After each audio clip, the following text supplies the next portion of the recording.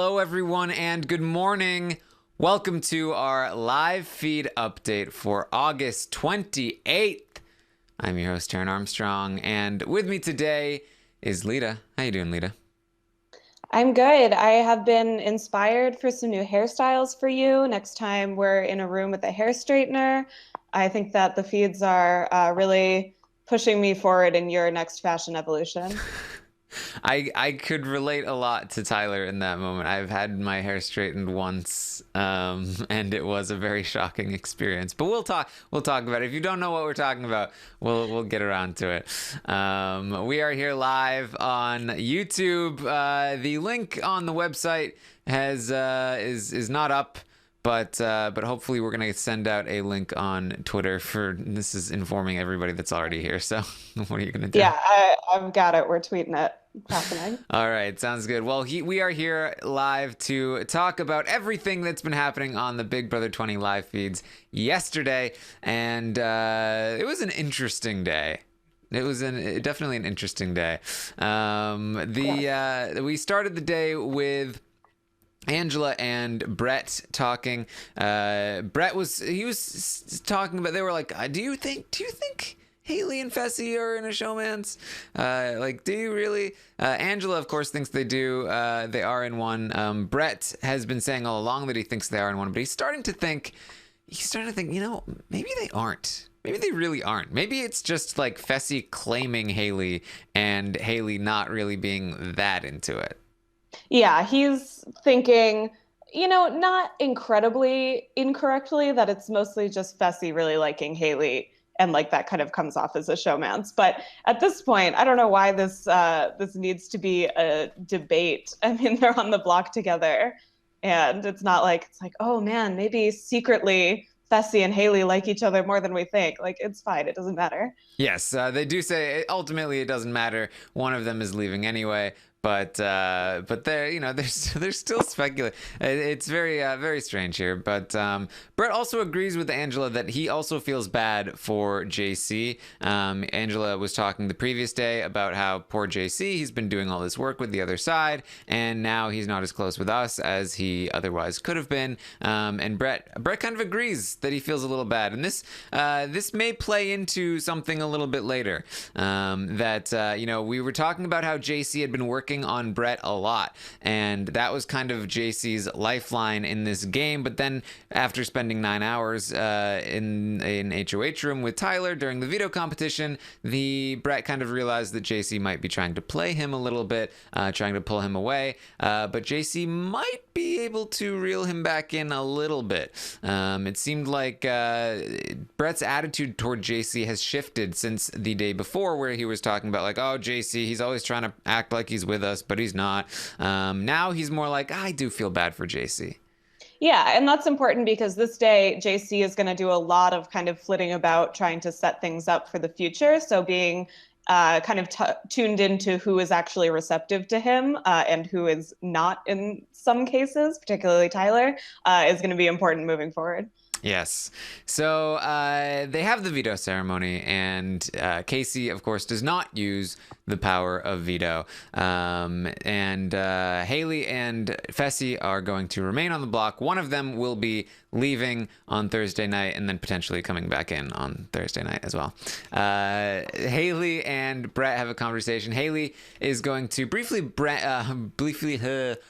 vent to Brett about the whole Fessy situation and how he was upset with her the previous night about the fact that she's been hanging out with other people. Now remember, when Fessy and Haleigh were originally nominated, in Fessy's mind, Haleigh was the target because Haleigh kept saying she was the target, and he got to be like, oh yeah, we're both on the outs and screw everybody else. Everybody else was hanging out in the HOH room. They had all the time in the world to themselves, and it was just them two against the world. But then Haleigh found out that she's not the target, that Fessy's the target. And when she found that out, she decided, oh, I'm going to still be in this house. I'm going to go play the game because I actually care about the game, unlike Fessy. And now Fessy is very upset because when he thought she was the one going home, he was just going to, pout with her all alone and hang out with her and make her feel good and not care about the game. But now that he's the target, she's going to go out and hang out with other people and leave him on his own to pout by himself.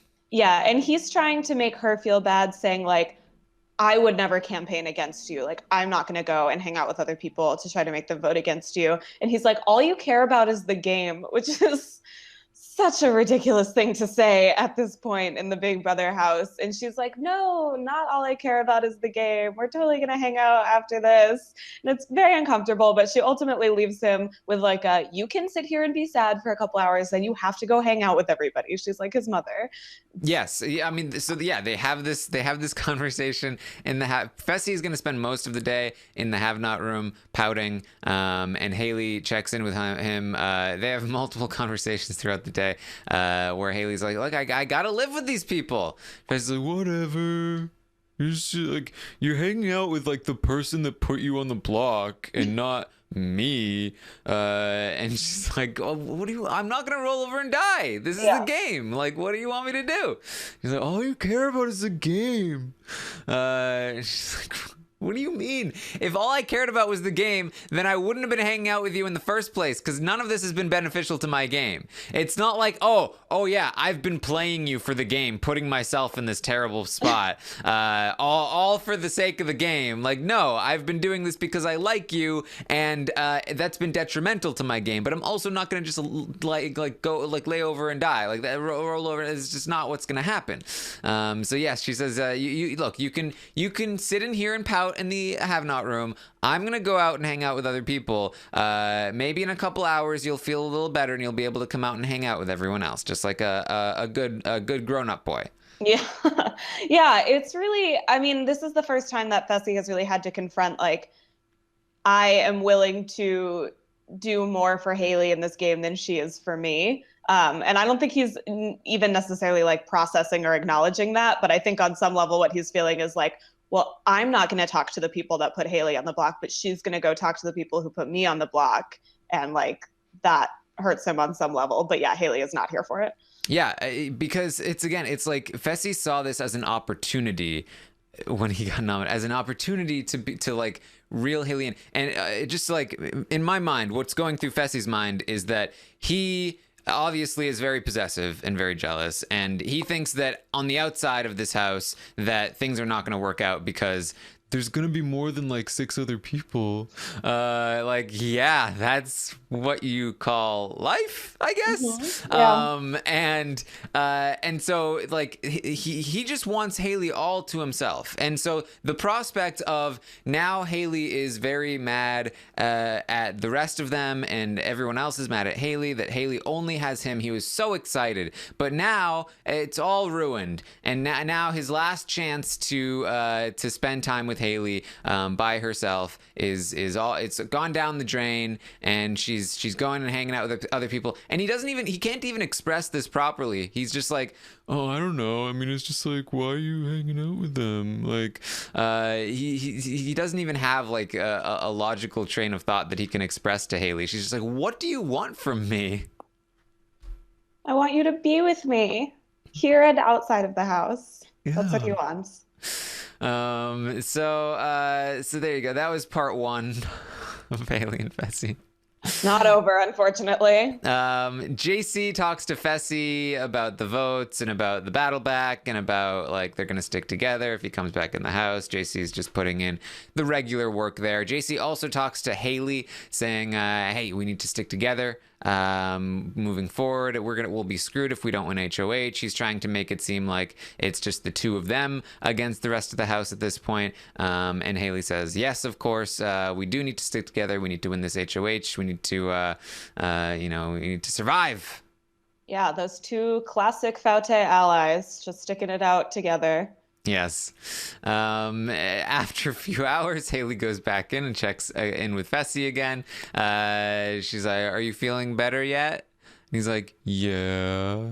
She's like, are you? Doesn't seem like it. He's like, well, I mean, you're still hanging out with them. Like, this could be the last chance we ever have to hang out, like, ever. She's like, what are you talking about? It's just a game. We're like, we'll see each other outside the house. He's like, you don't know that. You don't know what it'll be like on the outside. It's like, it could be different. Yeah, it's very clear that all Fessy is looking for is just constant validation that she's going to hang out with him outside the house. Like, that's what he's scared of, is that they're not gonna like date or see each other or whatever when this is all over. So all of this like meltdown and pouting or whatever is just him looking for that confirmation. And then finally, I mean, obviously it turns into bickering because it's them. And he's like, are we really gonna hang out? She's like, yeah, why are you questioning that? Like, we've talked about this literally so many times before in this house. And then finally, it turns into him talking about how, like, well, I have this speech that's going to set you up for the next couple of weeks, so you'll be good. It's like, what is... Well, do we really rely on Fessy for this? If Fessy makes this comment like, look, I'm the same person outside of this house. Like... Which, you know what the implication is there, like, because he's talked about this before, like, Haleigh, if you're gonna be like this drinking girl talking about these things, like, that's, you know, you might be too young for me. So he's talking about like, Haleigh isn't so much more mature than he is. Yeah. So Fessy, I'm the same person outside this house, and Haleigh's like, yeah, I am too. He's like, oh yeah, sure. And so he really just feels like this is his last chance to be with Haleigh. He really feels like it's not going to work on the outside. She's telling him it will. She's like, dude, I like you. Like, what more do you want from me? This is not just game for me. Like I don't know what you want. I mean, I think he's to be fair, if there's any fairness to Fessy, I think he's right. I feel like once she gets out of the house, she's no longer gonna want to be with him. But that doesn't mean she's not the same person. But yeah, right. But it's because of him. Like, she's gonna get outside and realize, oh, there are guys that won't treat me like this, and oh, look at all of this footage of Fessy being an idiot. And so you know, but you know, you never know. She's you know, she's gone this far, so I'm not gonna say definitively she won't date him, because we've been wrong about that before. For his mental health, I'm glad that he is at least prepared for this to not work outside of the house. Yes. And he's not under the delusion that it's going to be completely smooth sailing. So yes, he also talks about he's got a big speech planned for Thursday night. And it's going to set Haleigh up for at least 2 to 3 weeks. Totally. And I'm sure it'll work. He's well, it worked for Brett. She's like, no. There's no difference between Fessy and Brett. I don't know why you would think that that's a bad argument. He's like, they already had planned on flipping when Brett made his speeches, you big dummy. You big dumb puppet. Yeah, I mean, if there's one thing that Fessy has to his strategic credit, it's definitely his way with words. So I would think that a speech is going to set Haleigh up beautifully. Oh, yeah. It's basically going to give her immunity for like 3 weeks. We can only hope, honestly. Yeah, it's the hidden immunity Fessy speech that she's found. Haleigh then will go talk to Kaycee. They go over the votes. Kaycee talks about how she definitely has her and Tyler. She probably has Brett. She's got JC. The only person she might not have as a vote is, of course, Sam, but that's fine. She's by herself. Haleigh should be fine this week. And Haleigh talks about, she's like, hey, Kaycee, just so you know, you're going to be my new person after Fessy leaves. And Haleigh's like, that's great. I don't want you to feel alone. Like, I'm here. Yeah, I mean, it's one of those things that's like, I don't know if Haleigh maybe thinks that, like, if she is maybe seeming like pathetic enough that it's just like, I need you, Kaycee, then maybe Kaycee feels like she'll see it as an opportunity to break off from these other people and kind of have her own thing. But I mean, Kaycee's response is basically like, just chill until Wednesday and then check in with everybody else. Like, we don't need to talk too much more about this. Yes, Haleigh's logic is that she'll later explain to Fessy. She wants to try and get in with Kaycee because she thinks that she agrees with Fessy's logic that, Kaycee's at the bottom of the trio. Again, everyone thought that she was like woke, right? Everyone thought, hey, oh, Haleigh finally figured it out. She's on to level 6. She's talking about how they've all been in an alliance since day one. No. That once again was just angry talk in the moment. She's back onto the idea that no, it's a trio. It's Tyler, Angela, and Kaycee. Kaycee's on the bottom of that trio. Therefore, I should try to work on Kaycee and get her on my side. I think she also probably feels like she has the best chance to beat Kaycee in the end if it came down to it. She has a good working relationship with Kaycee, so she feels like this is the way forward. It is such a tough spot for Haleigh because normal strategic circumstances would dictate that she can go and pick up Sam, like this other person who's going to be completely by herself. But Sam just hates her, and Haleigh knows that. And so there's this roadblock for like what seems like the best logical option in any other game scenario, except that it's not possible for her to get through to Sam. So she's having to work creatively on these other people. Yes. There's not a whole lot. She unless she went to Sam and started talking about how like, man, that Angela, do you see the way she flirts with the men? I would never do that. I've learned my lesson. I'm sure Sam would buy it hook, line, and sinker. So yes, Haleigh plans on working Kaycee.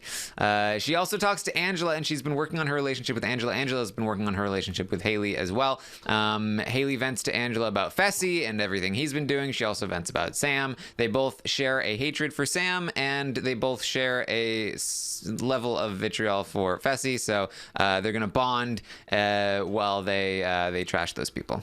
Yes, nothing bonds you more than some like honest to God gossip. Yeah, there you go. I truly believe that is a powerful tool in the house, although a dangerous one. Yes, absolutely.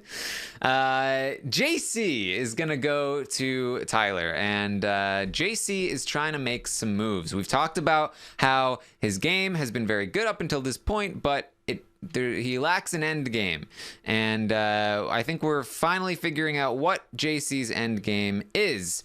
He goes to Tyler. He starts talking about Kaycee and Angela and how, they're really close. They have a final 2, right? Like it's pretty dangerous, don't you think? And Tyler's like, yeah, but don't worry about it. I've got it covered. I'm not planning on taking the both of them to the end. Like it's not gonna happen. Don't worry about it. And JC's like, yeah, but that how like Haleigh and Sam, they hate each other and they're like targeting each other, and like Kaycee and Angela, they're like not targeting each other and they love each other and they have a final 2. I feel like maybe one is better than the other for us, so maybe we should take a shot at Angela and Kaycee for the double eviction. Mm-hmm. And Tyler obviously is like, oh, love that. No, Tyler shuts this down immediately. Like the way that JC broaches this is like, if it comes down to it, like maybe we'll have to get rid of Kaycee and Angela. And Tyler's like, well, I know which one of them I would protect. I'm not going to tell you for reasons. And then JC is like, okay, but what if we actually did that and took that shot? And Tyler is like, JC, you are not at the bottom. Like, we don't need to do this early. Haleigh is actively working against us. We have Kaycee and Angela, like, just bullet why we are absolutely not doing this. Yes. Tyler's like, no, absolutely not. You are not taking a shot at them at the double. It is too early. We need Haleigh out. You are not going to convince me to not target Haleigh first. That is just not a good idea. And JC is like, yeah, but they're so close. And Tyler's look. It's too early. There is a plan in the works. Don't worry about it. But JC's like, yes, but we can't take Brett to the end. He's too good at competitions. If we can't take Brett to the end, and we can't take both Kaycee and Angela to the end, then what are we doing? We got to take a shot at them. Like we need JC wants to be able to take Haleigh and Sam down to, I think, like at least final 5, which is absolutely not even close to what Tyler wants. And really what Tyler should be saying is like, you idiot, we can't let Haleigh anywhere near the finals. She'll get every single jury vote. But instead, like, he's just saying, no, this is not, it's just a bad move. People would be mad at us. We'd never get there. You're not at the bottom. They want you there. And JC's like, yes, I know they want me there. They want me at Final Four, but I don't want to go at Final Four. I don't want that to happen. Which... that's where he'd probably go. So, it's not that far off. Yeah, and this is kind of coming on the heels of him talking to a couple of people all day about like, man, I can't get Tyler alone. Like, it's so hard to talk to him, and people being like, yeah, maybe that's not a coincidence. Like, so I think in JC's mind, Tyler already is like maybe not as in with him as he thinks he is. And then the way that Tyler plays this is just like completely non-receptive, just shutting it down. And I don't know how that's going to affect their relationship moving forward if JC doesn't feel heard. Remember the one time in this game that Tyler and JC had differing opinions was the Kaitlyn week, where Kaitlyn was on the block and JC wanted Kaitlyn gone because he felt like Kaitlyn was playing Tyler. He felt like that Tyler, he had love goggles on and he wanted Tyler all to himself. And so he was saying we have to get rid of Kaitlyn. And Tyler was saying, dude, you stop being an idiot. I've got complete control over her.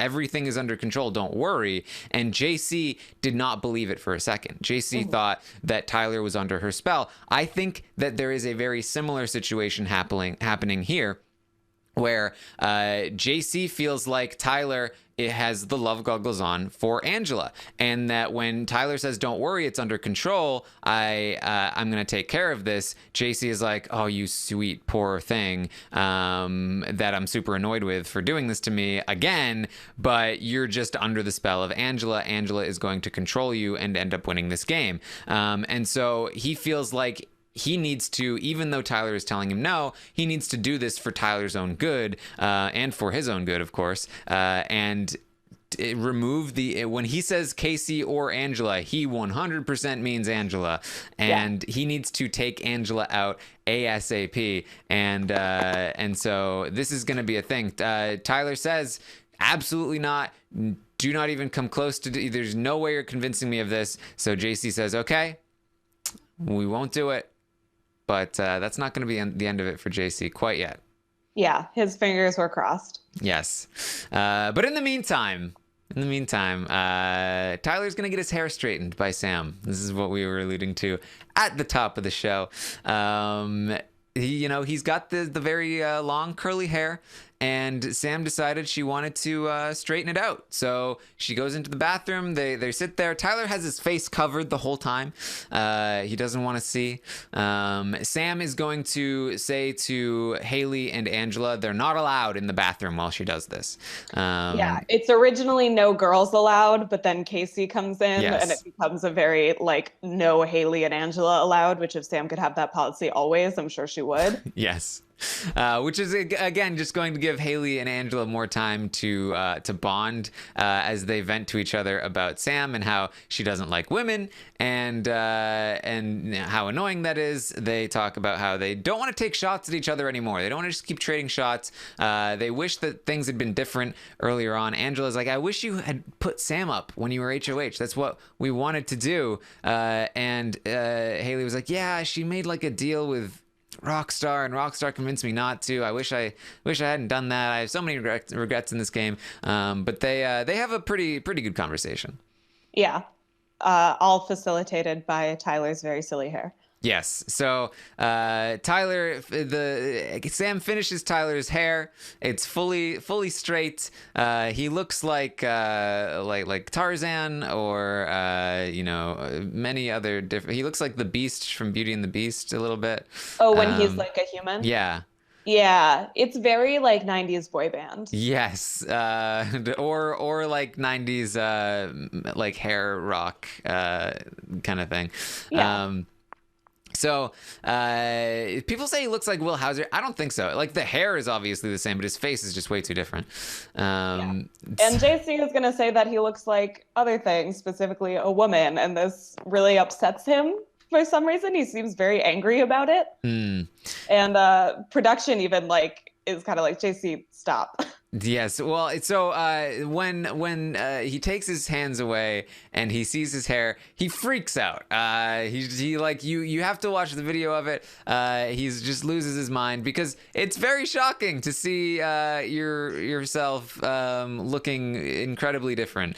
And it's a very funny moment. He can't handle it. He can't even look at himself, and everyone's screaming like, "You look good! You look so good! You look so effing good!" And he's like, lost my identity. But meanwhile, JC is like, nah, it looks terrible. You look like a woman. Yeah, it's all very like, it doesn't come across as like we're buddies and I'm teasing you. It comes across as just mean. He's legitimately like, Tyler, you're my guy. I'm in love with you, but if you keep your hair like this, I'm gonna go trade you for Brett because I just can't deal with it. Go take a shower right now.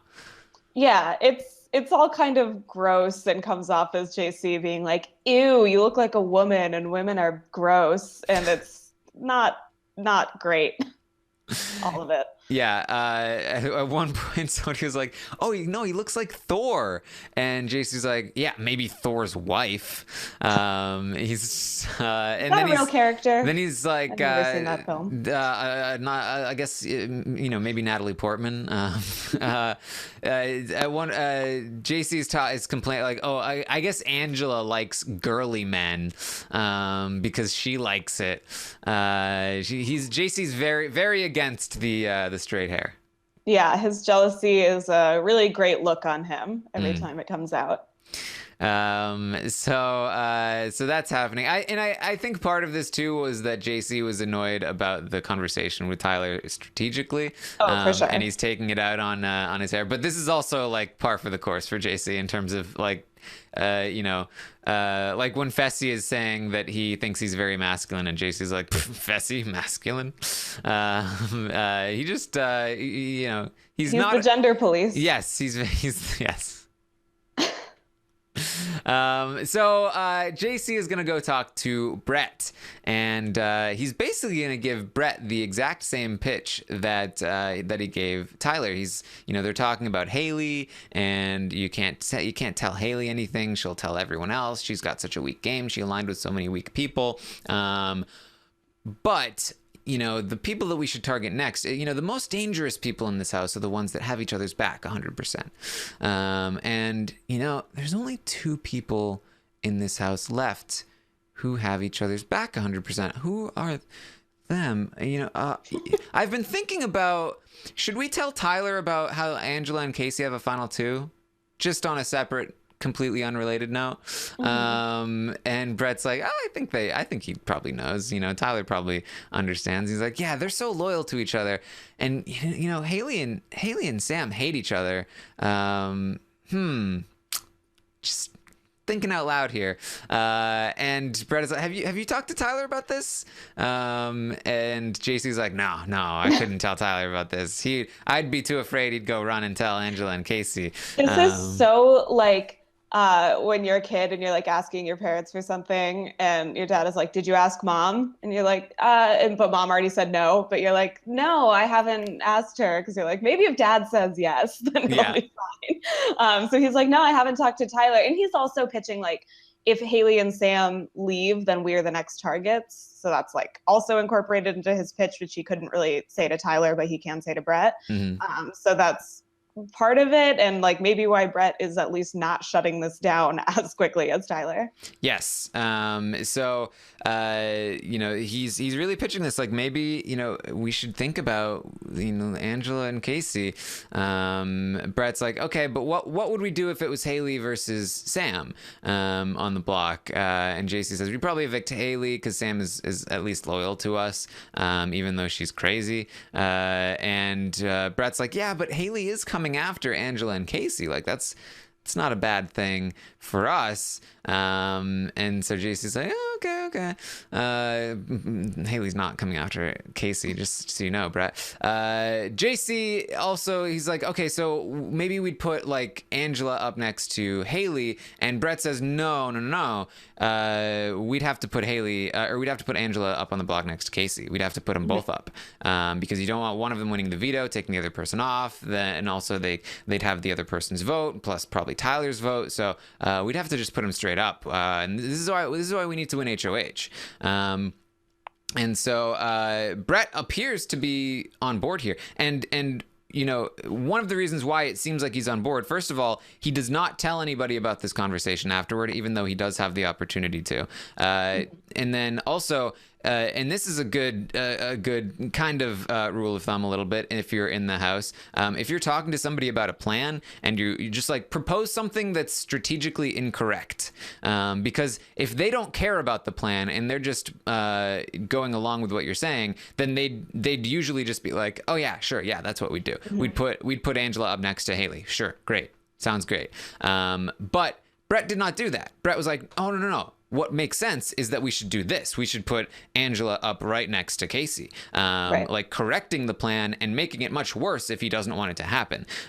So it does feel like Brett is kind of buying into this. And like I said, this has been JC's lifeline in this game, his relationship with Brett, his ability to keep Brett on board with him, and it seems like it's starting to work again, even though Tyler had Brett. It is going to be this interesting fight between Tyler and JC for Brett's loyalty and for who's going to be targeted and all of this stuff, which is very interesting because I think Brett is very likely to win a few of these HOHs down the stretch here. So very interesting stuff. Of course, going to be annoyingly interrupted by the dumb battleback. Of course, yeah. I mean, Brett is definitely engaged with and at least listening to this plan. Yes, and so this war is brewing, but the second Scottie or Fessy come back in, it's just going to be like, all right, another week of getting them out again. Hey, you don't know they're going to win. Well, even if it's no matter who comes back, it's going to be like, all right, well now it's Haleigh and that person up on the block. So we'll have to wait a bit. I'm just very, very annoyed about this battleback thing. It's really gonna make this next week probably very uninteresting. And you think like even if the person that comes back in the battleback, maybe they win HOH, then it's not just a foregone conclusion that they go right back out the door.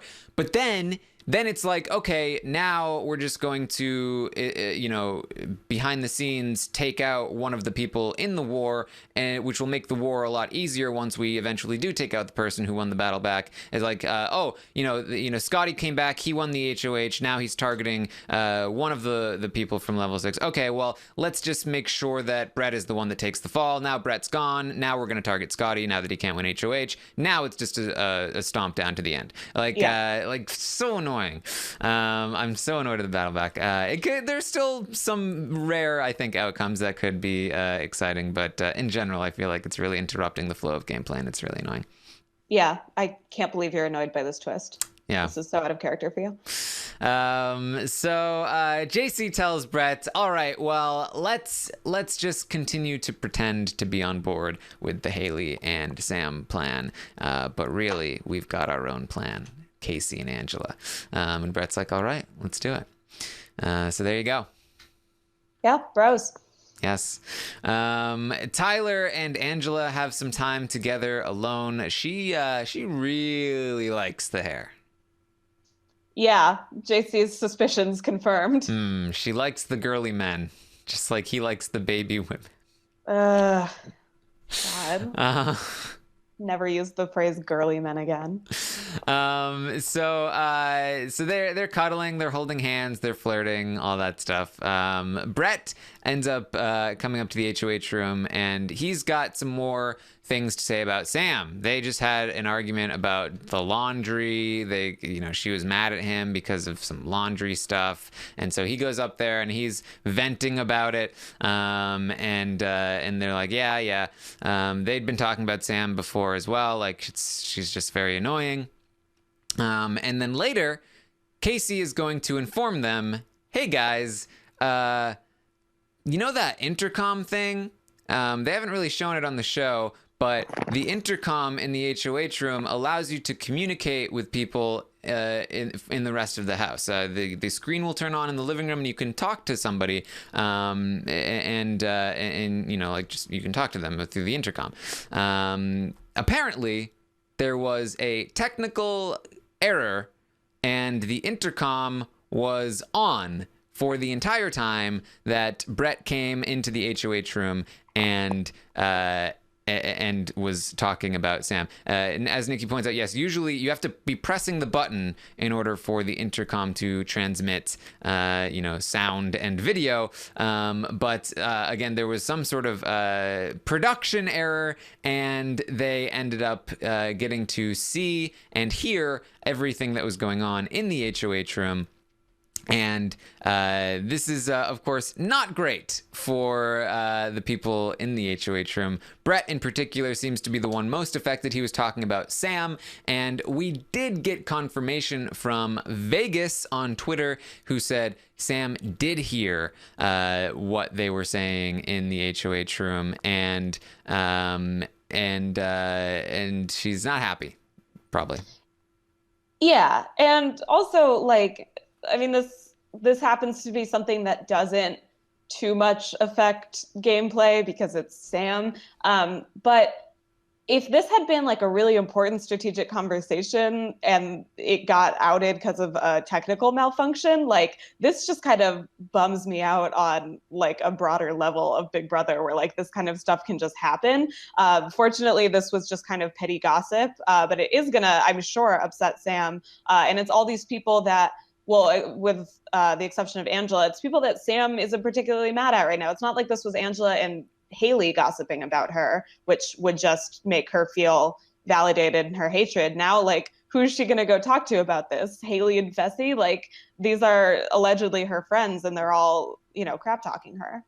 Yeah, this could have major implications on the game, depending on how much Sam heard and, you know, what she gets out of it. Obviously, you know, like, Tyler was in that conversation. It's hard to know exactly what she heard. So I don't know. Tyler was certainly complaining about her at one point. So was Angela's. Brett was the person who was doing the most talking. But even if she only heard Brett talking, she certainly likely knew that he was talking to Angela and Tyler, and probably didn't hear them stick up for her or anything. So this could have major implications on her relationship with them. Like, just total speculation here, just going wild theory time. Like, if she is now mad at them and then does go to Haleigh and she's like, they were complaining about me, they were talking about you, like, this all sucks, and then they find out that Sam is now bonded back with Haleigh, they could be like, you know what, all right, let's send Haleigh home if she's not going to be targeted by Sam anymore. Like, this could have major impacts on the game, not only with level 6 and with Sam, but also with what happens this week, what happens in future weeks. It's not good. Production has really been screwing up a lot lately, between the endurance competitions that aren't endurance competitions, the veto competitions that last longer than endurance competitions, the cloud power getting leaked on the screen, now this intercom thing. It's very bad. Yeah, fortunately, I don't think it's likely that Sam finds solace in Haleigh. No, but I mean, at the very least, she could be completely. She could be like, now Brett is my target. Now I'm going after Brett. You know, or something along those lines. So it's like, what are you doing? Yeah, they were caught talking about the most emotional player, who is going to base her targets based on who she likes. Mm-hmm. So that is, it's not good, but it certainly is going to be another element going forward. I imagine this will, if it comes down on anybody, it's only going to be Brett, because I think that Sam has too much faith in Tyler that she'll go talk to him and he'll be like, oh, I couldn't stick up for you because, like, I didn't want to, like, out how close we are or whatever, like he'll come up with some excuse, and I think that she'll be ready to believe it. Yeah, I do. I feel like this is likely a scenario where the damage is probably not that great. I think that it's probably repairable, and I don't expect it to have major implications, even though it could. I think the main issue here is like this really still could, but also theoretically could have. Like, if say they had been talking about, hey, level 6 guys, like this is one of the worst, leaks in terms of production stuff that I think we've seen in a very long time. So very, very unfortunate situation. They should the intercom should be taken out. I think there's not much purpose for it. It doesn't really give that much. It's never even been on the show, I don't think. So just remove that immediately so that there's no chance of it malfunctioning again. And hopefully people are not going to be paranoid anytime they're talking in the HOH room from now on, because that's like the one room where people will talk out loud without whispering, and it's very annoying if they're going to start like not doing that. Right. Yeah, that's the other thing. It's just like the implications for entertaining feeds. Yes. If people are nervous. So very, very bad. Don't mess up. You got one job, production. Come on. But we'll have to wait and see what the ramifications are here. Maybe Sam never even says anything at all. And she just maybe this is just confirming to Sam that people are making fun of her behind her back, and so she was like, I already knew that. And she just continues on with her life. Who knows? But we'll just have to wait and see. Yep. It's not something that I would count on Sam to just brush off, but hopefully, because like the best possible scenario for this is just that like it doesn't have implications, so that we don't have to spend the rest of the season being like, oh, if that leak hadn't happened, the season would have turned out differently. So hopefully we're not going to have to do that.